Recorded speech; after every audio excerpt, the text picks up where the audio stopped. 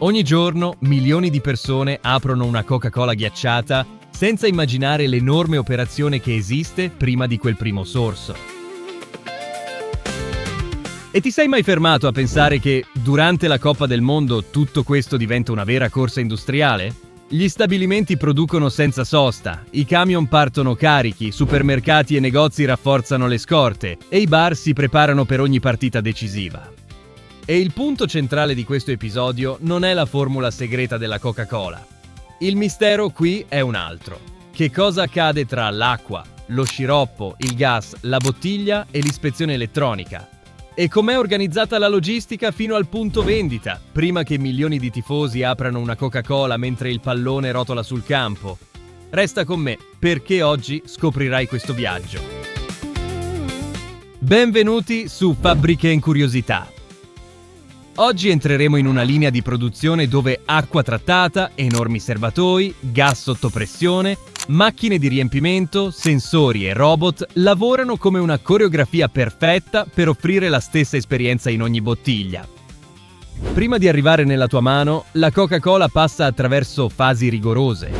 L'acqua viene filtrata e standardizzata, lo sciroppo viene preparato in grandi serbatoi, l'anidride carbonica viene incorporata nel punto esatto e ogni confezione deve ricevere il volume preciso prima di avanzare a velocità impressionante sui nastri.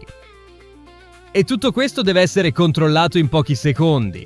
Le telecamere cercano difetti sull'etichetta, i sensori misurano livello e pressione, i sistemi scartano le unità fuori standard e le squadre monitorano ogni lotto.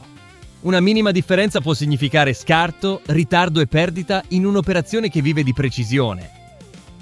E se nell'ultimo episodio, dedicato al latte condensato, hai visto come pressione, calore e punto di cottura trasformano il latte in un prodotto cremoso e standardizzato, qui la logica industriale è simile, solo che ora la sfida è controllare acqua, sciroppo, gas e confezione ad alta velocità, senza lasciare passare alcuna variazione. Allora iscriviti subito qui su Fabbriche in Curiosità, perché oggi la domanda è semplice. Quale fase trovi più impressionante? La miscelazione della bevanda, il riempimento ad alta velocità o l'ispezione che individua difetti invisibili? Da questo momento seguiremo il percorso della Coca-Cola. E tutto comincia dall'ingrediente più semplice e più importante di tutti: l'acqua. Può sembrare strano, ma la prima grande protagonista della Coca-Cola non è lo zucchero, né il gas, né il famoso concentrato. È l'acqua. Prima che compaia qualsiasi bolla, prima che la bottiglia entri sul nastro e prima che la bevanda assuma il suo colore caratteristico, tutto comincia da un liquido semplice che deve essere trattato con estrema precisione. In uno stabilimento di bibite gassate, l'acqua non può semplicemente arrivare ed essere utilizzata. Passa attraverso filtri, analisi e sistemi di purificazione che rimuovono particelle, odori e variazioni che potrebbero alterare il sapore finale. L'obiettivo è trasformare una materia prima comune in una base stabile, sicura e standardizzata. Ed ecco un dettaglio impressionante. Per il consumatore, una Coca-Cola deve sembrare familiare ovunque. Che venga comprata in un piccolo supermercato, in un bar affollato o vicino a uno stadio in un giorno di Coppa del Mondo, l'esperienza deve essere praticamente la stessa.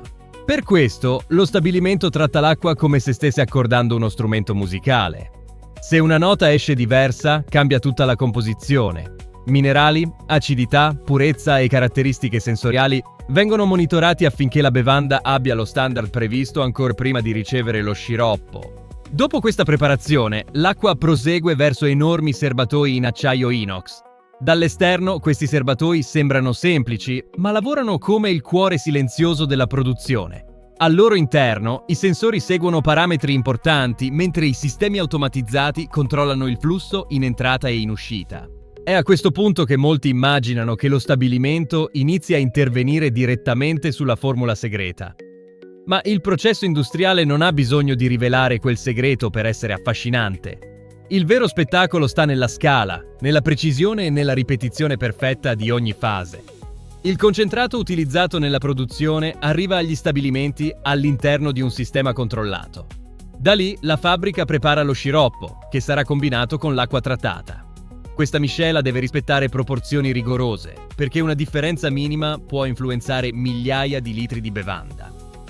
Immagina una cucina comune, ma moltiplicata su una scala gigantesca. Al posto di una caraffa, serbatoi immensi. Al posto di un cucchiaio, agitatori industriali. Al posto di una persona che controlla il sapore, apparecchiature, tecnici e sensori che lavorano nello stesso momento per mantenere tutto entro lo standard. Lo sciroppo viene preparato con cura perché concentra buona parte dell'identità della bevanda. È lì che la base del colore, dell'aroma e del sapore comincia a formarsi. E quando parliamo di un marchio riconosciuto in tutto il mondo, ogni variazione deve essere evitata prima che il lotto avanzi. Mentre un serbatoio è in preparazione, un altro può essere già pronto per alimentare la fase successiva. Allo stesso tempo, nuovi lotti di acqua trattata continuano ad arrivare. La fabbrica funziona come un ingranaggio continuo in cui ogni settore dipende da quello precedente per non interrompere la produzione. E durante grandi eventi come la Coppa del Mondo, questa sincronia diventa ancora più importante. La domanda cresce, i supermercati si preparano, i bar rafforzano le scorte e i centri di distribuzione devono ricevere prodotto sufficiente per seguire il ritmo delle partite. Un errore comune è pensare che la parte più complessa della Coca-Cola sia soltanto nel segreto della ricetta, ma dentro lo stabilimento la sfida quotidiana è un'altra: ripetere milioni di volte un prodotto con lo stesso standard, senza lasciare che velocità, volume e pressione della domanda compromettano la qualità. Dopo che l'acqua trattata e lo sciroppo sono pronti, passano a una fase di combinazione controllata. La miscela deve diventare omogenea, come se ogni goccia contenesse la stessa proporzione di sapore. Nulla può risultare troppo concentrato in una parte o troppo debole in un'altra. È per questo che i serbatoi possiedono sistemi di agitazione e misurazione. Aiutano a mantenere uniforme la miscela prima che la bevanda prosegua. Sembra semplice, ma pensa alla dimensione della sfida. Farlo non in un bicchiere, ma in volumi capaci di riempire migliaia di confezioni. In questo momento la Coca-Cola non ha ancora quella sensazione frizzante che tutti riconoscono. Possiede già la base liquida, il colore e il profilo di sapore, ma manca l'elemento che trasforma completamente l'esperienza: l'anidride carbonica. Ed è curioso notare come il gas cambi tutto. Senza di lui, la bevanda perderebbe parte della sensazione rinfrescante, del suono all'apertura della bottiglia e persino di quella schiuma rapida che compare nel bicchiere. Le bollicine sono piccole, ma hanno un ruolo enorme nell'identità del prodotto. Prima di ricevere il gas, la bevanda deve trovarsi nelle condizioni giuste. Temperatura, pressione e composizione devono dialogare tra loro. Non basta semplicemente immettere gas nel liquido. La carbonatazione è una fase tecnica, controllata ed essenziale per garantire il risultato previsto. E se ti sta piacendo scoprire il dietro le quinte di questa operazione, lascia già il tuo like. Questo aiuta fabbriche in curiosità a continuare a portare processi industriali che sembrano semplici dall'esterno, ma nascondono macchine, numeri e decisioni impressionanti all'interno. La cosa più interessante è che tutto questo è accaduto prima che la bottiglia apparisse come protagonista. L'acqua è stata trattata, lo sciroppo è stato preparato, la miscela è stata controllata e ogni lotto è stato condotto verso la fase successiva. Solo allora la produzione comincia davvero a prendere velocità. Da questo momento entriamo in una delle parti più ipnotiche dello stabilimento, la fase in cui il gas viene incorporato. Le confezioni arrivano in sequenza e le linee di riempimento lavorano a una velocità così alta che l'occhio umano quasi non riesce a seguirle. Ora che l'acqua trattata e lo sciroppo sono già stati preparati, la Coca-Cola non è ancora completa. Manca l'elemento che cambia l'intera esperienza, l'anidride carbonica. È lei a creare le bollicine, il suono all'apertura della bottiglia, la schiuma rapida nel bicchiere e quella sensazione rinfrescante che molte persone associano immediatamente alla bevanda. Ma carbonatare una bevanda su scala industriale non significa semplicemente mettere gas dentro un liquido. Perché le bollicine arrivino al punto giusto, lo stabilimento deve controllare temperatura, pressione e flusso con estrema precisione. Se anche uno solo di questi fattori esce dallo standard, il risultato può cambiare completamente. Prima di questa fase, la miscela può essere raffreddata per facilitare l'assorbimento del gas. Questo accade perché i liquidi più freddi riescono a trattenere meglio la carbonatazione. Poi la bevanda passa attraverso apparecchiature chiuse, dove l'anidride carbonica viene incorporata in modo controllato e uniforme. E qui comincia una delle parti più impressionanti dello stabilimento. La bevanda smette di essere soltanto una miscela preparata nei serbatoi ed entra in una linea continua, dove ogni secondo conta. Da questo punto in poi, fermare la produzione senza motivo può significare ritardi, sprechi e perdita di efficienza. Mentre la Coca-Cola carbonatata avanza nelle tubazioni, le confezioni cominciano ad apparire a ritmo accelerato. Bottiglie in PET, bottiglie di vetro e lattine possono passare attraverso sistemi diversi, ma tutte devono seguire lo stesso principio: pulizia, posizionamento, riempimento, chiusura e ispezione. Nel caso delle bottiglie, arrivano in sequenza sui nastri come una fila interminabile. Alcune passano attraverso un risciacquo interno, altre attraverso sistemi di soffiaggio o preparazione, a seconda del tipo di confezione. L'obiettivo è garantire che siano pronte prima di ricevere la bevanda. Poi arriva il riempimento. Questa è una di quelle scene che sembrano ipnotiche. Gli ugelli di riempimento scendono o si allineano con le confezioni, la bevanda entra ad alta velocità e ogni unità riceve una quantità esatta. Tutto accade così in fretta che l'occhio umano riesce appena a seguirlo. La cosa più curiosa è che la macchina non può semplicemente versare il liquido in qualunque modo. Poiché la bevanda è già carbonatata, il riempimento deve rispettare la pressione per evitare un eccesso di schiuma. Se si forma troppa schiuma, il volume può risultare errato e la confezione può essere scartata. Per questo, le riempitrici industriali lavorano con una sincronizzazione precisa. La confezione entra, viene posizionata, riceve la bevanda, passa alla chiusura ed esce dalla stazione in pochi istanti. È come una coreografia meccanica, ripetuta migliaia di volte senza perdere il ritmo. Nelle lattine, il processo richiede anch'esso velocità e attenzione. Devono essere riempite, chiuse e sigillate con precisione per mantenere il gas intrappolato fino al consumo. Una sigillatura imperfetta può compromettere il prodotto, ridurre la pressione interna o causare perdite durante il trasporto. Nelle bottiglie in PET, il tappo entra in gioco come un elemento decisivo. Deve essere applicato con la coppia corretta, né troppo lento né serrato in modo inadeguato. Sembra un dettaglio piccolo, ma è proprio questa chiusura che aiuta a preservare la carbonatazione fino a quando la bevanda arriva nel frigorifero del consumatore. E quando parliamo di Coppa del Mondo, questa velocità assume un altro peso. Prima di una partita importante, supermercati, bar e ristoranti devono essere riforniti. Così, ogni linea di riempimento diventa parte di un'operazione molto più grande, che comincia in fabbrica e termina davanti allo schermo, al momento del calcio d'inizio. Immagina migliaia di bottiglie che scorrono sul nastro mentre, dall'altra parte della città, i tifosi stanno già comprando le bevande per seguire la partita. La produzione non vede soltanto una confezione alla volta, vede lotti, turni, ordini, camion e scadenze serrate. È in questa fase che molte persone restano sorprese. La produzione di una Coca-Cola non riguarda soltanto gli ingredienti, riguarda il movimento. La fabbrica deve trasformare un liquido in un prodotto confezionato a una velocità impressionante, senza perdere controllo, sicurezza e coerenza in ogni unità. E qui va una domanda per te. Quale confezione si abbina meglio a una serata di partita? La lattina ben fredda, la bottiglia di vetro classica o quella da 2 litri da condividere con gli amici? Scrivilo qui sotto e dimmi anche da quale città ci stai guardando. Voglio sapere da dove arriva il pubblico di Fabbrica in Curiosità. Dopo il riempimento, il prodotto non è ancora autorizzato a proseguire verso il mercato. Molte cose possono andare storte in questo percorso. Un tappo fuori standard, una lattina ammaccata, un livello non corretto, un'etichetta storta o persino una piccola imperfezione invisibile a chi guarda rapidamente. Per questo la fase successiva è una delle più rigorose di tutto lo stabilimento. Le confezioni appena riempite passano attraverso sistemi di ispezione che lavorano ad alta velocità, usando telecamere, sensori e scartatori automatici per identificare qualsiasi unità che non sia perfetta.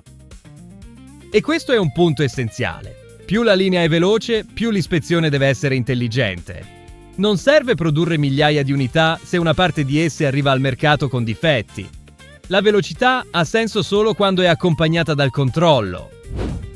Da questo momento entriamo nell'area in cui la fabbrica sembra avere occhi elettronici. Ogni bottiglia, lattina o confezione passa attraverso una specie di prova silenziosa, dove le macchine verificano dettagli in frazioni di secondo, prima che il prodotto prosegua verso l'imballaggio finale e la distribuzione.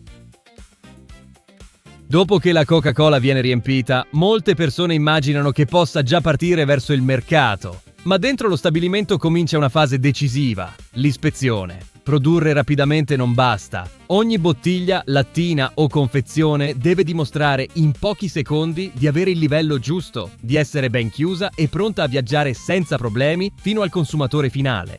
L'occhio umano non riuscirebbe a seguire questa velocità. Per questo, telecamere e sensori prendono in mano la missione. Mentre le unità scorrono sul nastro, i sistemi verificano livello del liquido, presenza dell'etichetta, posizione del tappo, integrità della confezione e qualsiasi dettaglio fuori standard. Il giudizio avviene in frazioni di secondo, senza interrompere il flusso principale della produzione moderna.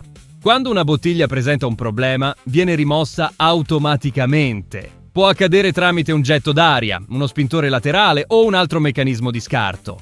La linea continua ad avanzare, ma quell'unità esce dal percorso. Questo dettaglio evita che prodotti con perdite, pressione errata o etichette storte arrivino sugli scaffali anche nei giorni di maggiore richiesta durante le partite. L'ispezione protegge anche la carbonatazione. Se un tappo viene applicato con una coppia non corretta, il gas può uscire poco alla volta. Per il consumatore, questo diventa una bevanda senza forza. Per la fabbrica diventa un segnale d'allarme. Qualcosa nella regolazione deve essere controllato prima che il difetto si ripeta in migliaia di confezioni sulla stessa linea di produzione accelerata. Il controllo qualità non comincia soltanto dopo il riempimento.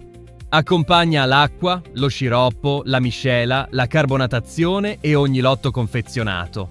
Possono essere analizzati i campioni, gli indicatori vengono monitorati e gli operatori seguono schermi con dati in tempo reale. È una vigilanza costante su un prodotto apparentemente semplice, ma fabbricato su una scala difficile da immaginare.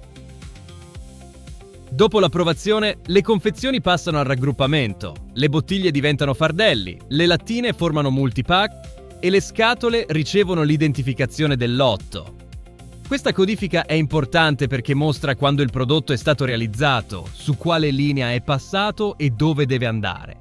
Senza tracciabilità, la logistica resta cieca e qualsiasi correzione perde velocità proprio quando serve la massima precisione. L'automazione entra con forza in questa fase. Bracci meccanici, trasportatori e pallettizzatori organizzano volumi enormi senza spezzare il ritmo. Un pallet montato male può ribaltarsi nel camion. Un fardello sigillato male può strapparsi. Per questo anche l'impilamento deve seguire standard precisi, perché il viaggio sarà ancora lungo fino a supermercati, bar, ristoranti e frigoriferi pieni nei giorni delle partite decisive. Durante la Coppa del Mondo, questa fase riceve una pressione extra. La fabbrica non lavora soltanto per riempire scaffali comuni. Aiuta ad abbastecire grigliate, feste, bar affollati e supermercati che si aspettano picchi di acquisto prima delle partite. Ogni lotto approvato deve uscire senza ritardi. È curioso pensare che, in questa parte, la Coca-Cola smetta di essere soltanto una bevanda e diventi carico industriale. Ciò che era liquido dentro i serbatoi ora è in confezioni identificate, raggruppate e impilate. La fabbrica trasforma sapore in scorta in ordine e ordine in camion, pronto a entrare nel prossimo ingranaggio di questa gigantesca operazione di distribuzione. Ed è qui che il processo cambia scenario. Le macchine hanno già fatto la loro parte. Hanno trattato, miscelato, carbonatato, riempito e ispezionato. Ora comincia la corsa fuori dalla fabbrica. Ora scoprirai come la Coca-Cola arriva nei punti vendita prima delle partite e incontra milioni di tifosi con la bottiglia fredda, pronta per il primo sorso della gara.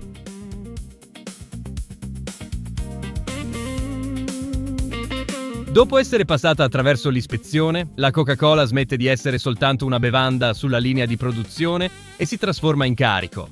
Fardelli, scatole e pallet proseguono verso le aree di spedizione, dove ogni lotto viene separato in base a destinazione, ordine e urgenza della consegna. È qui che la fabbrica si collega a un'altra macchina gigantesca, la logistica. I camion devono partire in orario, le rotte vengono pianificate, I centri di distribuzione ricevono volumi enormi e i supermercati si preparano a rifornire gli scaffali prima che la domanda aumenti nei giorni delle partite. Durante la Coppa del Mondo, questo movimento diventa ancora più intenso. Supermercati, bar, ristoranti e piccoli negozi sanno che la domanda può crescere all'improvviso vicino alle partite. Quindi la bevanda deve arrivare prima dei tifosi, prima delle grigliate, prima delle feste e prima del fischio d'inizio. Pensaci, la Coca-Cola che qualcuno apre per festeggiare un gol può essere passata attraverso serbatoi d'acciaio, carbonatatori, riempitrici, telecamere di ispezione, pallettizzatori, camion e centri di distribuzione prima di entrare finalmente in un frigorifero. Un semplice sorso nasconde una catena enorme. Ed è questa la parte più affascinante. Il consumatore vede soltanto la bottiglia fredda in mano, ma dietro di essa esiste un'operazione che coinvolge chimica, ingegneria, automazione, controllo qualità e trasporto su scala gigantesca. Nulla accade per caso quando milioni di persone aspettano lo stesso prodotto. La curiosità è che nei grandi eventi sportivi come la Coppa del Mondo, la Coca-Cola non è soltanto un prodotto di consumo. Diventa parte del rituale. È al supermercato prima della partita, nel bicchiere durante il gioco e spesso nella festa dopo un gol. La fabbrica lavora perché quel momento sembri semplice. Alla fine di questo viaggio, quindi, la domanda non è più soltanto come viene fatta la Coca-Cola. La vera domanda è: come fa un'operazione così complessa a sembrare invisibile per chi vuole solo aprire una Coca-Cola ghiacciata e guardare la partita? Oggi abbiamo visto che tutto comincia dall'acqua, passa per lo sciroppo, prende vita con il gas, entra in confezioni ad alta velocità, affronta ispezioni elettroniche e solo dopo prosegue verso il mercato. Ogni fase esiste perché l'esperienza finale sembri sempre familiare. E se ti è piaciuto scoprire il dietro le quinte della Coca-Cola, iscriviti ora a Fabbriche e Curiosità, perché qui riveliamo le fabbriche, le macchine e i processi che muovono il mondo. E commenta, quale parte ti ha sorpreso di più in questo viaggio della Coca-Cola fino alle partite della Coppa del Mondo? E se pensi di aver già visto tutto, allora non immagini la fabbrica che abbiamo mostrato nel nostro ultimo episodio. Sta già apparendo lì sul tuo schermo? Clicca e vieni con me a scoprire un altro segreto nascosto qui su Fabbriche e Curiosità. Un grande abbraccio, ti aspetto lì!